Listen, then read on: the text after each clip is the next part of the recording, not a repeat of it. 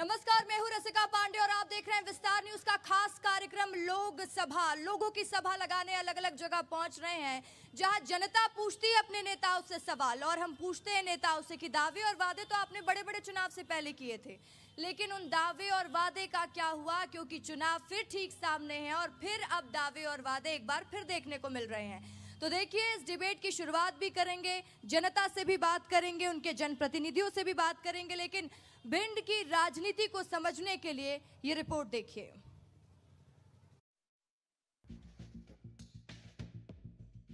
Bhind Lok Sabha seat पर BJP ने मौजूदा सांसद संध्या राय को चुनावी मैदान में उतारा है, तो वहीं कांग्रेस ने कद्दावर नेता और भांडेर विधायक फूल सिंह बरैया पर दाव लगाया है। लेकिन 2019 का चुनाव हार चुके देवाशीष जरारिया का टिकट काटा गया तो उन्होंने हाथ का साथ छोड़कर हाथी की सवारी कर चुनाव में ताल ठोक दी है। ऐसे में भिंड लोकसभा सीट का मुकाबला बेहद ही दिलचस्प हो गया है।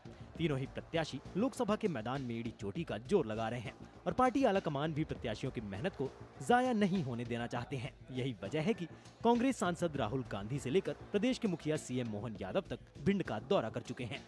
भिंड लोकसभा सीट भिंड और दतिया को मिलाकर बनाई गई है, जहां पिछले 35 सालों से बीजेपी का कब्जा है। इस सीट पर वैसे तो मुख्य मुकाबला हमेशा से ही बीजेपी और कांग्रेस के बीच रहा है, लेकिन खास बात यह है कि पिछले 35 सालों से पंजा कमल के फूल को उखाड़ नहीं पाया है। ब्यूरो रिपोर्ट, विस्तार न्यूज। तो देखिए, भिंड में है त्रिकोणीय मुकाबला। अब भारतीय जनता पार्टी की मौजूदा सांसद भी है संध्या राय और वो पहली महिला है जिनको भारतीय जनता पार्टी ने दोबारा सांसद का टिकट दिया है। क्या संध्या राय पर जनता भरोसा जताएगी या फिर फूल सिंह बरैया होंगे जनता की चॉइस, या फिर बीएसपी का बटन दबाएगी? क्योंकि जो बीएसपी के प्रत्याशी हैं देवाशीष, वो पहले कांग्रेस पार्टी में हुआ करते थे, लेकिन पार्टी ने इस बार टिकट काट दिया तो वो बसपा का दामन थाम लिए। अब जनता किसका दामन थामती है और किसको सौंपती है भिंड की कमान, ये तो नतीजे ही बताएंगे। लेकिन खास मेहमान भी मौजूद है, उनसे भी बातचीत करने की कोशिश रहेगी मेरी। अर्पित मुदगल जी हैं जो कि भारतीय जनता पार्टी का पक्ष रखने के लिए पहुंचे हुए हैं, और मान सिंह कुशवाहा हैं कांग्रेस पार्टी से, और साथ ही दिलीप बौद्ध हैं बीएसपी का पक्ष रखेंगे। और सबसे पहले आपके पास आऊंगी अर्पित जी, वजह है कि मौजूदा सांसद भी आपकी हैं और फिर पार्टी ने उन्हीं पर भरोसा जताया है। मोदी की गारंटी तो देश में काम कर रही है, लेकिन भिंड में कौन सी गारंटी काम करेगी? देखिए, चुनाव हमारे लिए चुनौती नहीं है, चुनाव हमारे लिए अवसर है। हमारी सरकार की जन कल्याणकारी योजना इतनी सारी बनी हुई है कि उसमें उसको लेके हमारे कार्यकर्ता जन जन तक पहुंचेंगे और पराक्रम की इतनी पराकाष्ठा करेंगे कि अब की बात 400 पार करके ही दम लेंगे। तो देखिए, 400 पार पूरा करेंगे, अब वो तो नतीजे ही बताएंगे। फूल सिंह बरैया पर कितना विश्वास भिंड की जनता कर रही, क्या फीडबैक मिल रहा है और क्या लग रहा है इस बार आप लोगों का दबदबा बनेगा या नहीं? निश्चित तौर पर लंबे समय से यहाँ भारतीय जनता पार्टी जो जनता के बीच में झूठ बोलकर अपने आप को यहाँ स्थापित करती आ रही है, और इस बार जनता ने मन बना लिया है कि भारतीय जनता पार्टी की जो उम्मीदवार हैं वो इस बार चुनाव नहीं जीतेंगे। इस बार यहाँ कांग्रेस पार्टी के उम्मीदवार फूल सिंह बरैया चुनाव जीतेंगे, क्योंकि इनके जो नेता हैं आदरणीय मोदी जी, उन्होंने लगातार लोगों से वादा खिलाफी करने का काम किया। युवाओं को 2 करोड़ नौकरियाँ देने की बात की, लेकिन आज नौकरियाँ कहाँ हैं? वही युवा पढ़े लिखे लड़के अब दद्दर की ठोकर खा रहे हैं, रोड पर नई डिग्री घूम रहे हैं, और जब वो रोजगार मांगने की बात करते हैं तो इनके देश के प्रधानमंत्री उन्हें पकौड़े तलने की सलाह देते हैं। तो जी अब युवाओं ने भी ठान लिया है, निश्चित तौर पर उनसे बदला लेने का काम करेंगे। खासकर मैं भिंड के युवाओं की जो मन की बात जो आप लोगों के बीच माध्यम से कहना चाहता हूं कि यहाँ के जो युवा साथी सबसे ज़्यादा फौज में भर्तियाँ होते हैं, और उस भर्ती नौकरियों को भी मोदी सरकार, भाजपा सरकार ने अग्निवीर का रूप दे दिया। उन्हें देश की सबसे ज़्यादा राष्ट्र हित की बात करने वाले और जो युवा अपनी जान को न्यौछावर इस राष्ट्र के लिए करेंगे, उन्हें शहीद का भी दर्जा नहीं देगी सरकार। तो निश्चित तौर पर इसका बदला लेने के लिए भिंड की जनता, भिंड के नागरिक, भिंड के आम सब लोग बैठे हुए हैं, और इस बार निश्चित तौर पर संध्या राय यहाँ से चुनाव हारेंगी। कल हमारे नेता आदरणीय राहुल गांधी जी ने इसकी आगाज भी भिंड से कर दिया। तो देखिए, दावे सबके हैं। बसपा को कांग्रेस कहती है plan B party Bharatiya Janata party की, और आप लोगों को भाजपा वाले कह देते हैं ये तो प्लान बी तैयार कर रहे हैं कांग्रेस के लिए। आप लोग का क्या स्टैंड है? बीएसपी की क्या स्ट्रैटेजी है? त्रिकोणीय मुकाबला में सिर्फ खेल बिगाड़ेंगे या जीतेंगे भी? देखिए, पहले तो मैं कांग्रेस को सलाह देना चाहूँगा कि वो पहले अपने गिरेबान में झांक के देखें। आज बी टीम कौन है ये पूरा देश देख रहा है। 2 लाख से ज़्यादा उनके नेता पदाधिकारी तमाम चीफ मिनिस्टर तक बीजेपी में जा चुके हैं।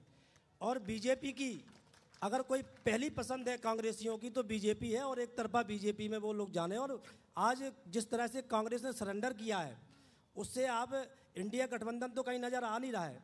खासतौर से भिंड की बात करें, हमारे बीजेपी के मित्र भी कह रहे थे कि हमें चुनाव की कोई चिंता नहीं है। या तो वो इसलिए उनको चिंता नहीं है, या तो वो चुनाव की हार मान चुके हैं, या फिर वो ईवीएम के भरोसे बैठे हैं। हकीकत आप देखेंगे पूरे क्षेत्र में जाकर के, जहाँ भी आप जाएंगे, भारतीय जनता पार्टी जो सांसद महोदया हैं उनके नाम से लोग चिल्लाने लगते हैं, अरे उसको तो छोड़ो, उसको तो देना ही नहीं वोट।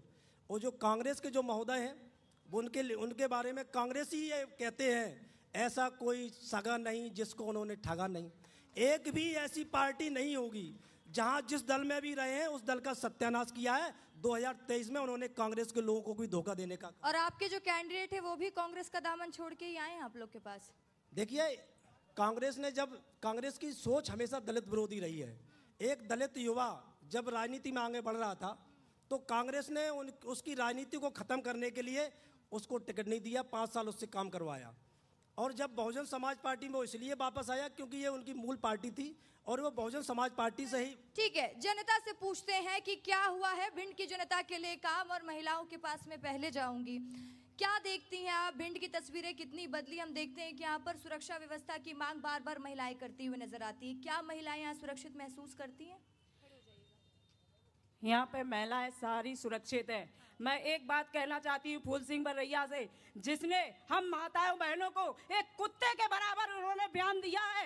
मेरी बहनाओं को जो इन्होंने बेइज्जती की है उसका बदला मेरी माताएं बहनें लेंगी और इनको इनका आईना दिखाएंगे, इनको यहाँ से खदेड़ के भगाएंगे। अच्छा, खदेड़ के भगाने की बात कर रही हैं आप। बताइए क्या स्थिति देख रही हैं आप भिंड की महिला सुरक्षा की मैं बात करूं, या फिर मैं तमाम तरह की योजना जो महिलाओं के लिए लाई जाती है वो भिंड की जनता को लाभ मिल रहा है या नहीं मिल रहा है? जी बिल्कुल मिल रहा है। भिंड की है ना महिलाओं को लाडली लक्ष्मी योजना बहनें तो है ना कांग्रेस की बहनें भी ले रही हैं। अच्छा। हाँ, सब जगह है ना, हम जब जा रहे हैं क्षेत्र में तो पूरा हमारा क्षेत्र मोदीमय है। और इस बार फूल सिंह बरैया 3 लाख वोटों से चुनाव हार के जाएंगे। तो देखिए, आप लोग फूल सिंह बरैया को ही कंपटीशन में देख रहे हैं, बीएसपी को तो देख भी नहीं रहे हैं क्या? नहीं है वो टक्कर में। अच्छा, बीएसपी टक्कर में ही नहीं है बोल रही हैं? बीएसपी से ही जो भी मुकाबला है वो बीएसपी से ही मुकाबला है। कांग्रेस से तो अभी आपने कहा कि महिलाओं का किस तरीके से फूल सिंह बरैया जी ने जो बयान दिया है तो माताएं बहनें तो उनको वोट करेंगे ही नहीं, युवा भी नहीं करेंगे। तो इसलिए जो भी बीजेपी का मुकाबला है वो बीएसपी से है। किससे है आप लोगों का मुकाबला? हमारा मुकाबला किसी से नहीं है। हाँ, मोदी जी 400 पार जाएंगे और संध्या राय जी 4 लाख पार जाएंगी। हाँ, और ये देश में हम अपना जिले में भी हम मोदी जी के नाम पे चुनाव लड़ रहे हैं और संपूर्ण मतलब देश में भी मोदी जी के नाम पे चुनाव। संध्या जी ने इतना काम किया है जो बोल रहे हैं 4 लाख वोटों से जीतेंगे। 4 लाख वोटों से जीतेंगे। संध्या जी ने काम किया है भाई, हाथ उठाना, जवाब देना, पहुंचूंगे आपके पास। कह रही हैं, हाँ बोलिए। जी नहीं, बिल्कुल काम नहीं किया संध्या जी ने। तो सुन रहे हैं आप इन लोगों की बात, खड़े हो जाइएगा मैडम, बताइए। कोई काम नहीं किया, कभी जनता उनको पहचानती भी नहीं है, कभी आई भी नहीं है। और भिंड की हालत गांव से बदतर है। तो देखिए, भिंड की हालत कह रहे हैं गांव से बदतर है। और ये माइक मांग रही हैं, आ रही हूँ आपके पास, बताइए। मैं श्रीमती कृष्णकांता तोमर, एक्स चेयरपर्सन है वुमेन कमीशन। मेरा कहना है कि भिंड के लिए क्या नहीं किया ये बताइए आप मुझे। सीएम राज स्कूल दिया, दतिया मेडिकल कॉलेज दिया, आपको मेमो बढ़िया सी ट्रेन दी, और रेलवे ट्रैक के लिए कितना पैसा उन्होंने समर्पित किया। आप बताइए कि क्या नहीं किया। और केंद्र की अगर बात करते हैं हम, केंद्र की बात अगर हम करते हैं तो देखिए, महिलाओं के लिए आज इतने लोगों ने कह के रखा था, मोदी जी ने 33% आरक्षण महिलाओं को दे करके आज राष्ट्र की महिलाओं का गौरव बढ़ाया है। और महिलाओं के हित में इतना काम हुआ है, इतना आज तक के इतिहास में कभी नहीं हुआ। ठीक है, मोदी जी ने महिलाओं को सशक्त बनाया है। हाँ जी, मोदी जी ने महिलाओं को सशक्त बनाया है और उन्होंने गरीबी रेखा से हमको ऊपर उठाया है। हम सब बहनों की व्यवस्था की उन्होंने अनाज से लेके और बिजली, पानी सबकी व्यवस्थाएं की है। हमारी मोदी सरकार बहुत अच्छी है, इससे अच्छी सरकार कोई आ नहीं सकती है। किसी सरकार ने अभी तक हमको कोई सुविधा। ठीक है, तो देखिए महिलाओं को सशक्त बनाने का सपना प्रधानमंत्री मोदी भी देखते हैं और वो बार बार कहते हैं कि मेरी कोशिश यही है कि मेरे देश की बहन बेटी सुरक्षित और सशक्त होनी चाहिए। हो रही है कि नहीं? बिल्कुल हो रही हैं। और मैं तो ये बोलूँगी, जो राम को लाए हैं हम उनको लाएंगे, दुनिया में फिर से हम भगवा लहराएंगे। जो राम को लाए हैं हम उनको लाएंगे, दुनिया में फिर से हम भगवा लहराएंगे। तो सुन रहे हैं आप कि जो राम को लाए हैं हम उनको लाएंगे, फिर से भगवा लहराएंगे, और हर जगह ये गूंज सुनाई देती है। हाँ बोलिए। मैं इन बहन से पूछना चाहती हूँ और मोदी जी से भी पूछना चाहती हूँ, क्या भगवान को मोदी जी ने बनाया है? मैं इतना ही बोलना चाहती हूँ कि भगवान को मोदी जी ने बनाया है, इससे पहले भगवान थे ही नहीं क्या इस दुनिया में? देखिए सवाल पूछ रही हूँ और आप ही लोगों से पूछना चाहती हैं, जवाब दीजिए। इन्होंने कहा है कि मोदी जी क्या राम लाए हैं, इनसे पूछिए क्या भगवान को मंदिर की जगह नहीं चाहिए थी? अभी तक 70 साल में राम का मंदिर नहीं बन सकता था कि कहते हमारे दिल में राम है। इनसे कहो ये टेंट में रह के दिखाएं कांग्रेस वाले, जैसे हमारे रामचंद्र जी टेंट में रहे हैं। उन्होंने उनको स्थान दिया और हम सब लोग माताएं ने जैसे विधानसभा में इनको शीशा दिखा दिया, ऐसे लोकसभा में भी इनको दिखा देंगे कि हम महिलाओं की कितनी ताकत है और कितने इनसे हम आगे हैं। तो देखिए बता रही हम ताकत दिखा देंगे कि महिलाएं कितने आगे, कितनी आगे हैं भिंड की महिलाएं। अभी तक टेंट में रहे, आज अब मंदिर में पहुंचे हैं 500 साल बाद, तो हम सब मोदी जी को ही वोट देंगे। तो ये आप लोगों की राय सुन रहे हैं, बात सुन रहे हैं। हाँ बताइए।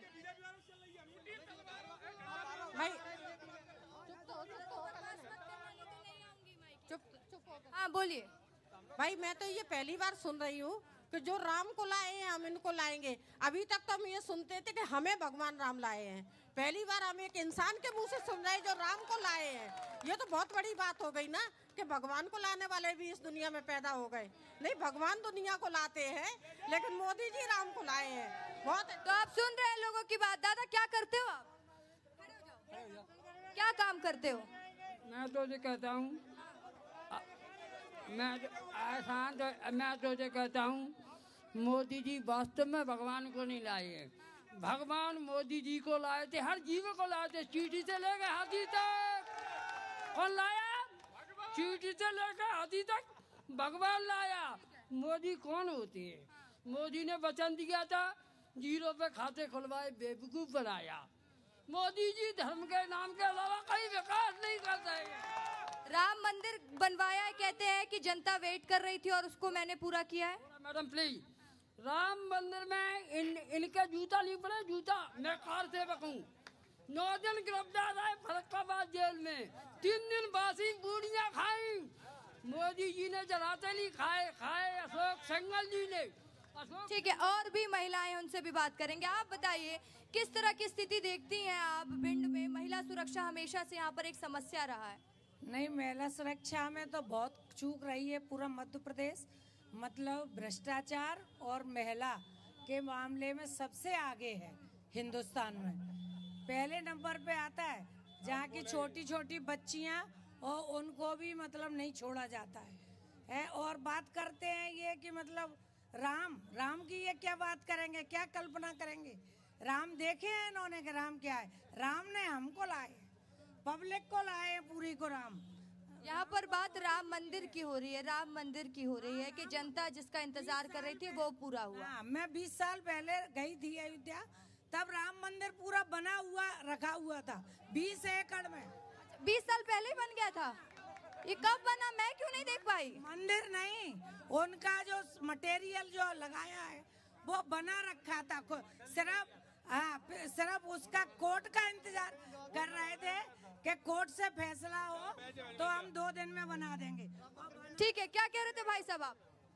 हम ये कह रहे थे, ये संध्या जी की बात करो ना, संध्या जी की बात करो और यहाँ भिंड पे बात करो। ये तो ठीक है। अब पूरी जब चुनाव होता है, देखिए लोकसभा चुनाव जनहित के मुद्दों पर होता है, देश हित के मुद्दों पर होता है, ये तो मुद्दा आएगा ना सर। मुद्दा पे बीजेपी कभी बात नहीं कर पाएगी।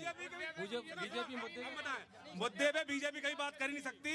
और भिंड की जनता ने पूरा मन बना लिया था कि संध्या राय की यहाँ से जमानत जब्त करके भेजेंगे, क्यों यहाँ पे लोकल के प्रत्याशी इतने अधिक संख्या में थे, उनको भी टिकट दिया जा सकता है। लेकिन मुरैना से हर बार पकड़ के ले आते हैं, बीजेपी के नाम, मोदी के नाम पे चुनाव जीतना चाहते हैं। लेकिन ये संध्या राय की भाग्य है कि कांग्रेस ने ऐसे नीच व्यक्ति को टिकट दिया है जो केवल सवर्णों के खिलाफ जहर बोगलने का काम करता है। और सवर्णों के खिलाफ आज इतनी गुस्सा का माहौल है कि फूल सिंह बरैया की जमानत निश्चित जमानत जब्त होनी है। और संध्या राय केवल जीत रही है तो केवल फूल सिंह बरैया गलती से जीत रही है, बकाया संध्या राय कोई पसंद भिंड की जनता कर ही नहीं रही है। अच्छा, तो आप वैसे कौन से पार्टी से हो ये तो बता दो। नोटा, हम लोग नोटा को वोट करेंगे, क्योंकि संध्या राय ने 2 पैसे का विकास का काम नहीं किया है। और फूल सिंह बरैया हमारी सवर्ण जाति को बार बार गाली देने का काम करता है, हमारी बहन बेटियों को गाली देने का कार्य कर रहा है। इसलिए आपके प्रत्याशी को गाली दे रहे हैं, सीधे गाली दे रहे हैं। मान सिंह जी आपके प्रत्याशी को गाली दे रहे हैं और कह रहे हैं कि सवर्णों को गाली देते हैं, हम तो नोटा दबाएंगे इस बार। नहीं, निश्चित तौर पे ये अफवाहें फैलाने का काम भारतीय जनता पार्टी और आरएसएस के लोग करते हैं। और जो वीडियो जो भाषा जो उनकी दिखाना चाहते हैं, पूरी बात सुन लो। जो वीडियो और जो भाषा जो लोग दिखाना चाहते हैं, निश्चित तौर पे यदि ऐसा उनने किसी जाति धर्म विशेष के खिलाफ बोला है तो आप लोग उनके खिलाफ कार्रवाई क्यों नहीं करवाई अभी तक? इतने पुराने वीडियो आप उनके आवेदन देते, उनके खिलाफ कार्रवाई करवाते, उनके खिलाफ एफआईआर कराते। लेकिन नहीं, ऐसा कुछ नहीं करें। केवल षड्यंत्र फैलाकर उनकी छवि धूमिल करने के लिए जो लोग ऐसे षड्यंत्र कर रहे हैं। और कुछ हमारी माताएं बहनें भगवान राम मंदिर की बात कर रही थी। मैं केवल उनसे इतना अनुरोध करना चाहता हूं कि भगवान राम के प्रति आस्था हर व्यक्ति की है। ऐसा कोई व्यक्ति नहीं है जहां खड़े होकर सुबह नहा धो के मंदिर में जाके अगरबत्ती भगवान राम को याद ना करता हो।